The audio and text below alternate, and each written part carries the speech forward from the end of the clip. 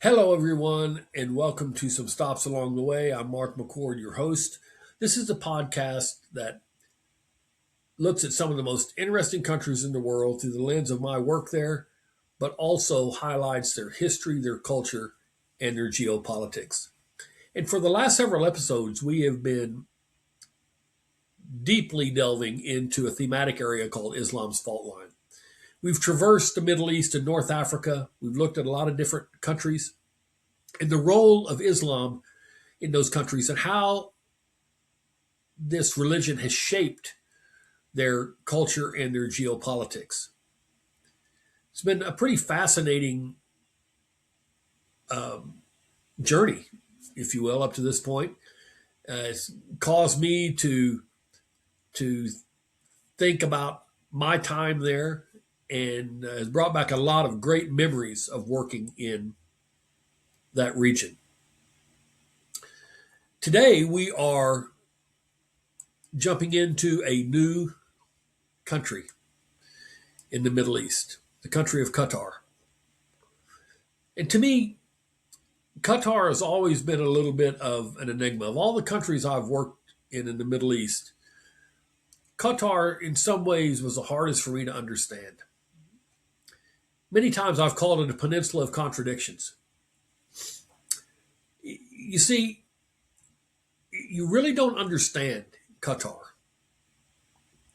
until you've been there, until you stood on the Corniche in Doha, as I have, just before sunrise, when the air is warm, even at dawn,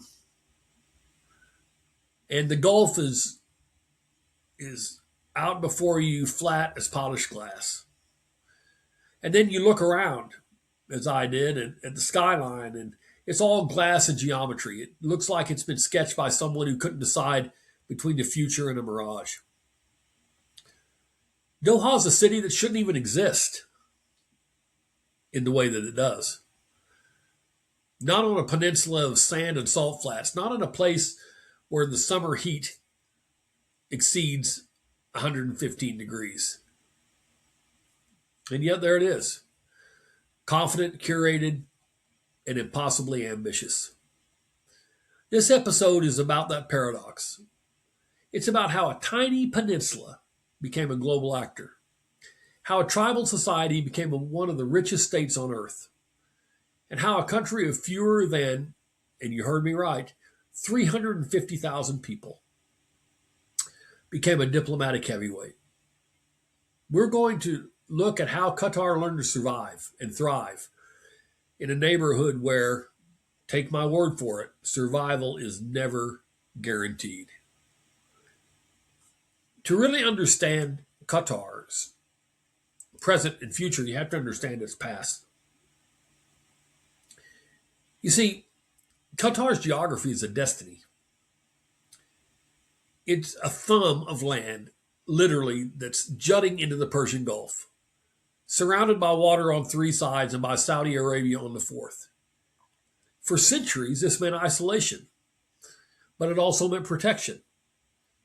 The sea was livelihood, fishing, pearling, small scale trade, because the land offered little else. It was desert. The tribes who lived there, especially the Al Thani, were shaped by scarcity. But this scarcity bred resilience, and resilience bred a certain clarity about what matters, which is alliances, honor, and survival. Now, I worked throughout the Middle East, and I had many interactions with desert people, both in the urban and the rural areas. And especially those in rural areas, you could really understand the type of challenging life that they led in a place where it seemed like even the climate was against them. And I used to wonder early in my career, in my naivety, why don't they just leave? Why are they here living like this when they could at least have a future somewhere else? But the more I got to know them, the more I interacted with them, the more I understood that not only was this their home, but it was their culture. it was their ethos. They were proud of this desert environment. They learned to work with the desert environment. They learned to be resilient. They learned a toughness that most people will never know in their lives. And it's that toughness and resilience that became the foundation of Qatar's emergence as a global power. This tiny country that now punches like a heavyweight boxer from a geopolitical standpoint. But where it is now is not where it started. Before oil, Qatar's wealth came from pearls. Not the cultured ones we know today, but natural pearls. Rare, dangerous to harvest, and wildly valuable. Entire seasons were spent at sea. Men dove without oxygen, without modern equipment, holding their breath for minutes at a time. It was brutal, but it was the backbone of the economy. But then, as things tend to do, they changed. Japan invented cultured pearls in the 1920s. And overnight, Qatar's economy collapsed. Poverty deepened, families left, the peninsula emptied out. Years later, by the mid 19th century, Britain had become a dominant naval power in the Gulf. Britain wanted stability along the trade routes to India, but Qatar wanted protection from regional rivals, especially Bahrain and the Al Khalifa. So in 1916, Qatar became a British protectorate. The Al Thani family consolidated power, but the country remained poor, quiet, and largely forgotten. You see, in 1939, oil was discovered in what is now Qatar. But the challenge was that World War II was beginning, and so extraction was delayed. So the revenues from oil really didn't begin flowing until the 1950s. And that created a significant boost, obviously, in Qatar's economy. But it wasn't the game changer. In Saudi Arabia, in UAE, in Libya, the oil was the game changer for the entire economy. Not so in Qatar. The real game changer was natural gas. Specifically, the North Field, the largest non-associated gas field on the planet. And when natural gas, especially, was discovered and started to be extracted, Qatar went from a struggling pearling society to a future energy superpower. So let's look at the modern state of Qatar, and especially this Al Thani dynasty. So as I said, Qatar was under British protection beginning in 1916, but it declared its independence in 1971. And unlike the UAE, which formed a federation, Qatar chose to stand alone. The Al Thani family remained central, not just as rulers, but as architects of the state. In 1995, Crown Prince Hamad deposed his father in a bloodless palace coup. This was a turning point because under Hamad bin Khalifa Al Thani, Qatar created Al Jazeera, which reshaped Arab media. It invested heavily in natural gas infrastructure. It opened Education City with American universities. It pursued an independent foreign policy. It began positioning itself as a mediator in regional conflicts. Hamad's vision was simple. Qatar must be too useful to ignore and too connected to isolate. So remember, back in 1916, Qatar's strategy was, let's use the British to protect us.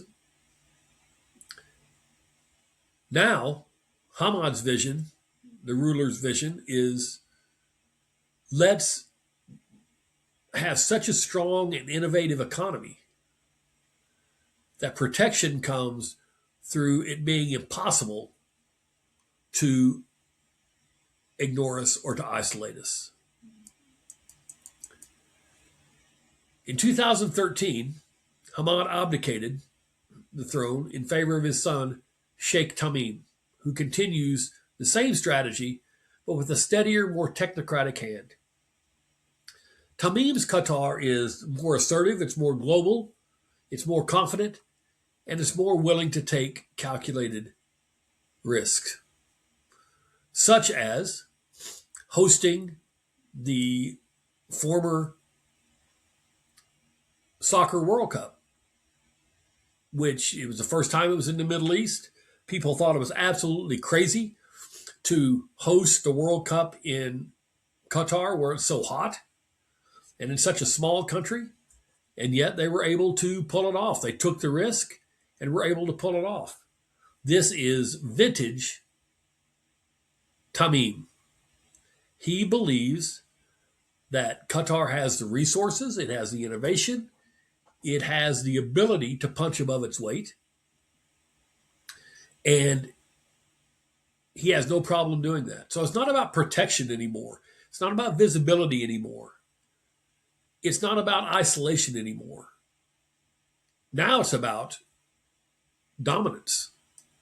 It's about promulgating its innovation around the world and making this tiny country something that is looked at around the world as a powerhouse.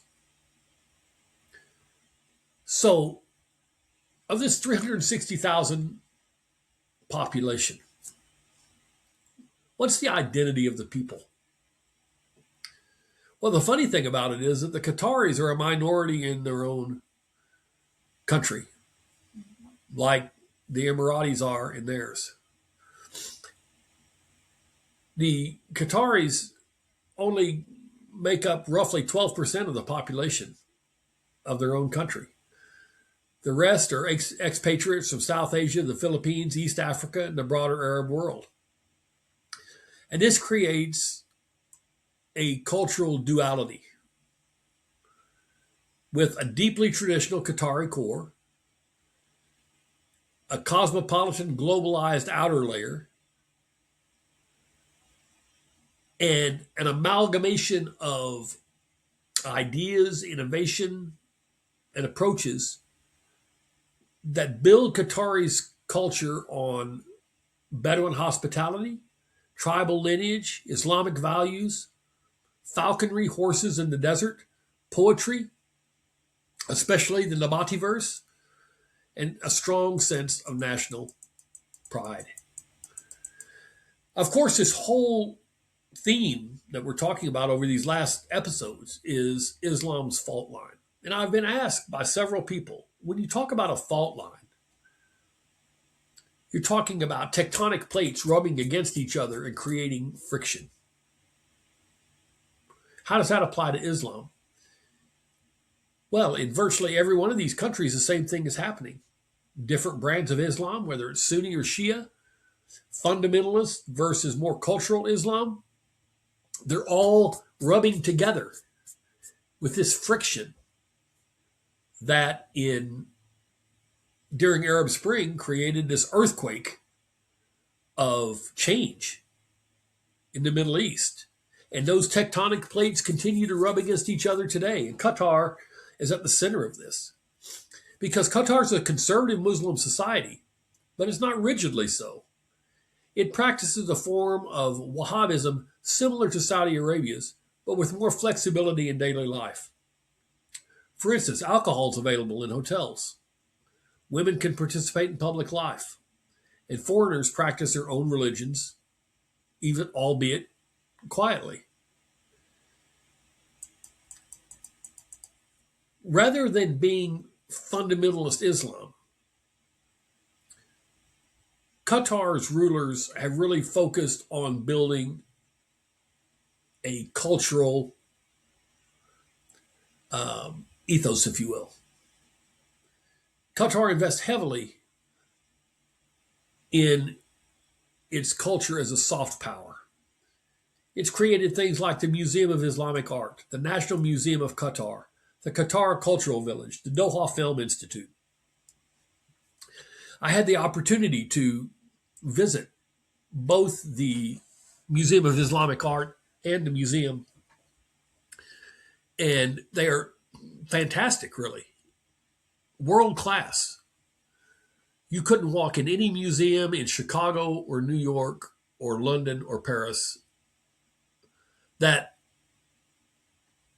relative to scale would be any better or more modern or more interpretive than the museums in Qatar.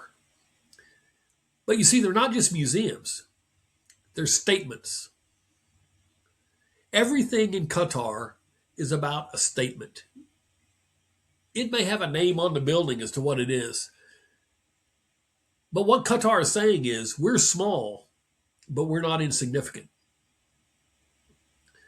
Don't underestimate us because we are a power and we've invested our money wisely.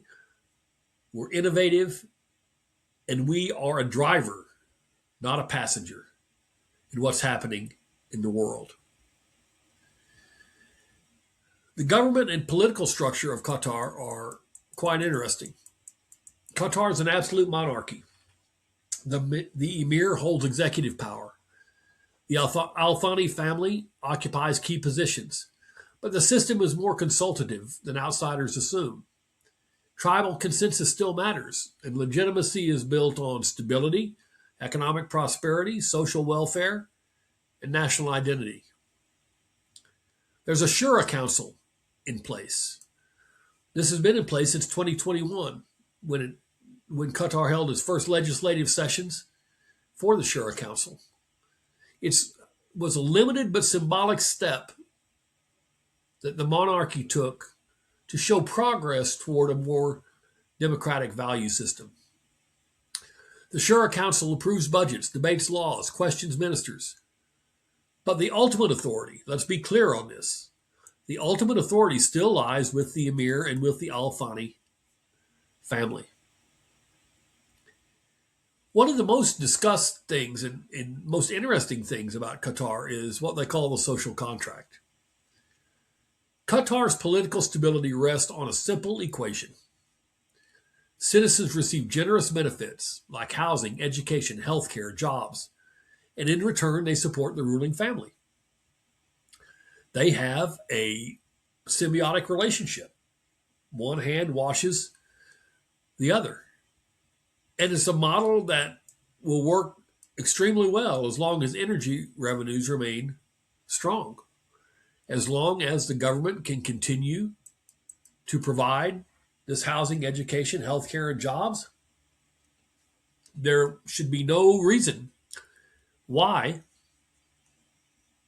Qataris would want to make any significant changes. But this is where Qatar becomes fascinating and controversial. As I said before, oil is not the foundation of Qatar's economy. Natural gas is. Specifically, liquefied natural gas, which it's the world's largest exporter. LNG is cleaner than oil, it's easier to transport, and it's in high demand. And this gives Qatar leverage in Europe, influence in Asia, strategic partnerships in Japan, South Korea, China, and India. Energy is Qatar's shield as well as its sword. It's its shield because it creates this stability, the ability to take care of its citizens, to keep them happy and prosperous so they don't want to make any changes. But it's a sword because it allows Qatar to play a key role in world affairs. Qatar hosts the Al Udeid Air Base, the largest U.S. military facility in the Middle East. And this gives Qatar security against regional threats, diplomatic weight, but most importantly, it gives it a direct line to Washington. It also makes Qatar indispensable to U.S. operations in the region. Again, Qatar's government has positioned itself as a tiny country in in in a way that it's strategically important to the world's superpowers. In 2017, Saudi Arabia, the UAE, Bahrain, and Egypt imposed a blockade on Qatar, accusing it of supporting Islamist groups and being too close to Iran. Qatar's response was remarkable. It rerouted food imports through Turkey and Iran. It expanded domestic production. It accelerated liquefied natural gas deals. It strengthened ties with Western partners. The blockade failed, and Qatar emerged stronger, more independent, and more confident. Qatar's government really is one that has found a way to navigate between both worlds, the Islamic world that it lives in and the Western world that it depends on. And as such, it's positioned itself as a mediator of conflicts. It's done so for Afghanistan, Sudan, Lebanon, Gaza, U.S. Taliban negotiations. Most recently, in negotiations, it's been involved even in negotiations between Iran, Israel, and the United States. This is not altruism, it's strategy. Mediation makes Qatar relevant. Qatar's strategy is piece by piece to make itself indispensable. And it's done that. I talked about the World Cup earlier. The 2022 FIFA World Cup was Qatar's coming out party, really. A soft power spectacle. Because it showcased Qatar's infrastructure, its cultural diplomacy, and its national pride. If you fly into the Doha airport, which I've done on occasions, it's a very modern, nice airport, but the vestiges of the World Cup are still there. They're very proud of the fact that they hosted this global event. But it also brought scrutiny to labor rights, migrant conditions, and political reforms. Qatar weathered the criticism and delivered a tournament that reshaped global perceptions. It's interesting in Qatar that as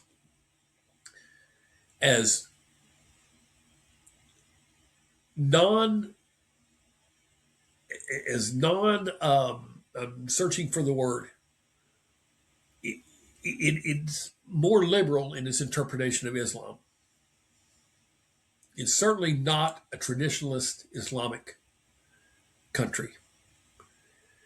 But when you start to scratch the surface, Islam still plays a huge role in society.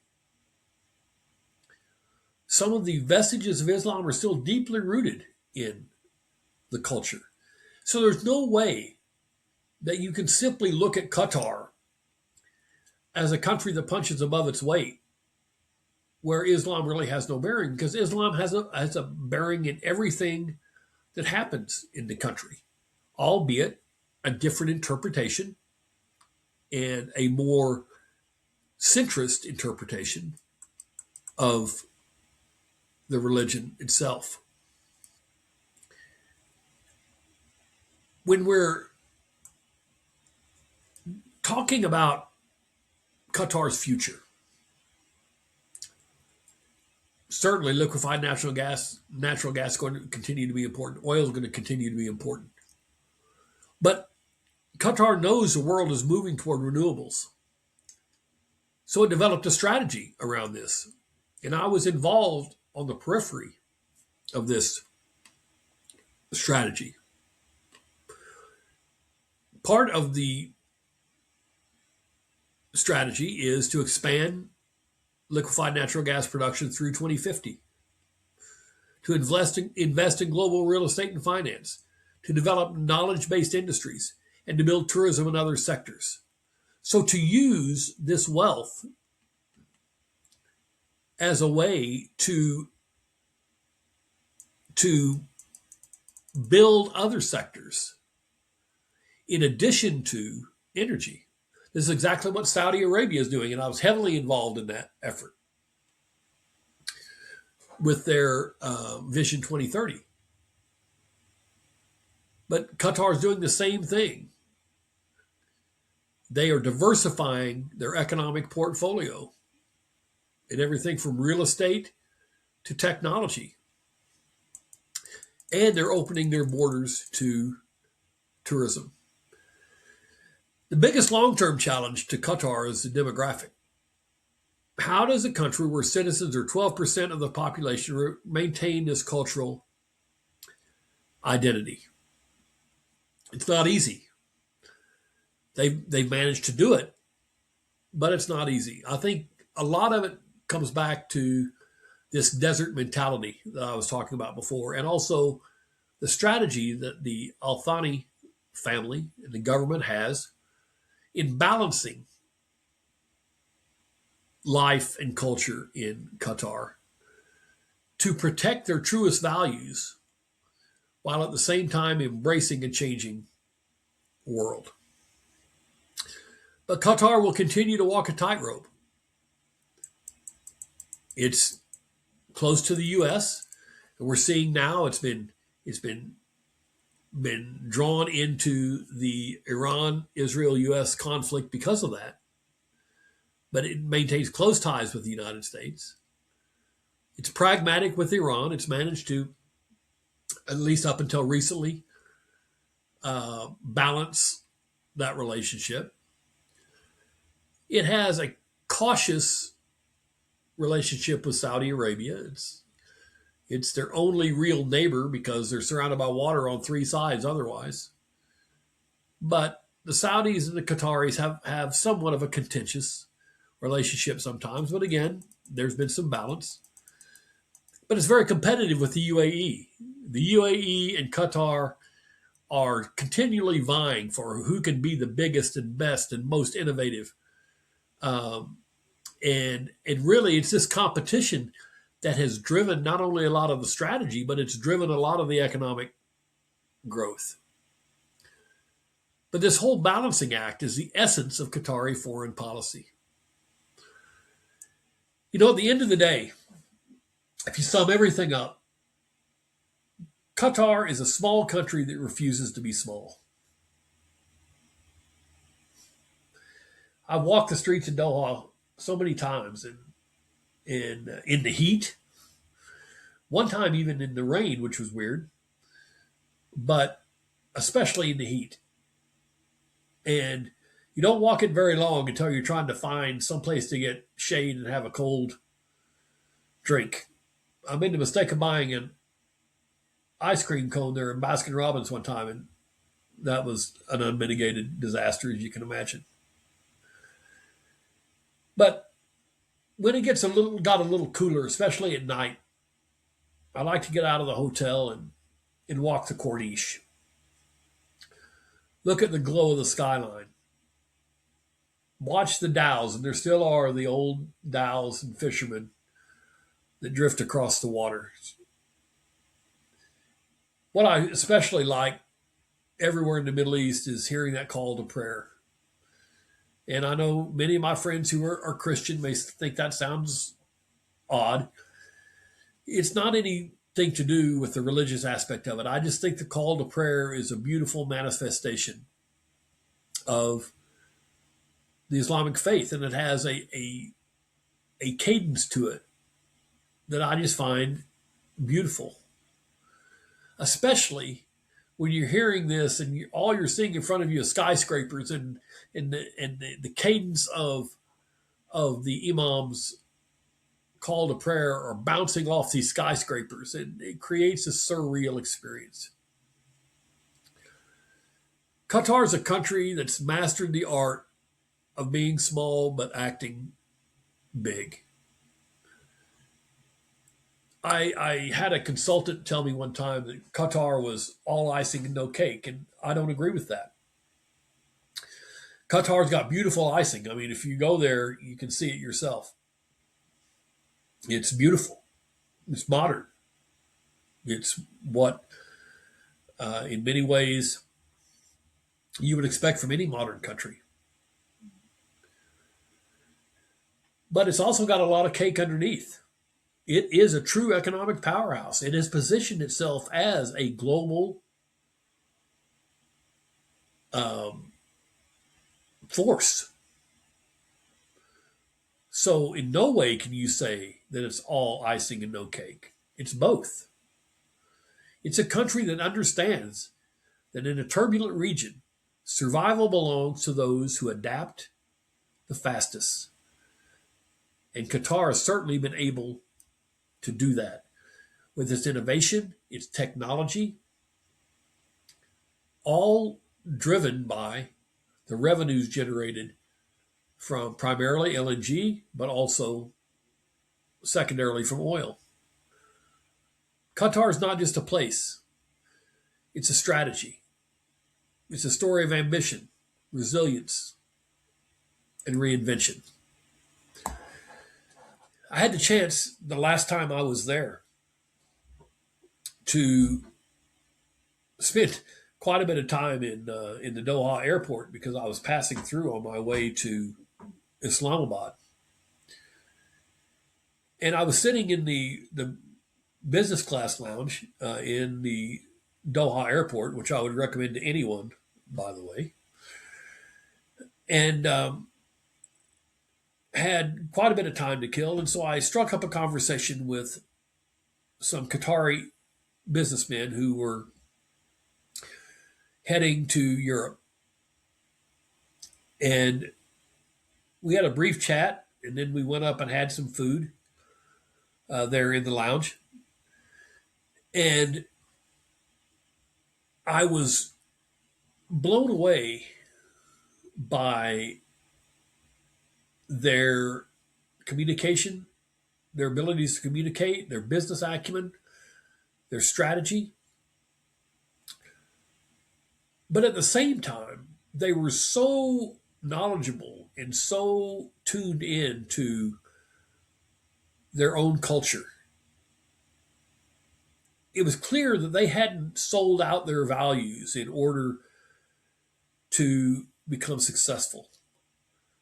They'd retained those values, but they had taken a page from the government and really learned to balance everything in their lives to be able to succeed on a global scale. I mean, these are men and one woman who was with them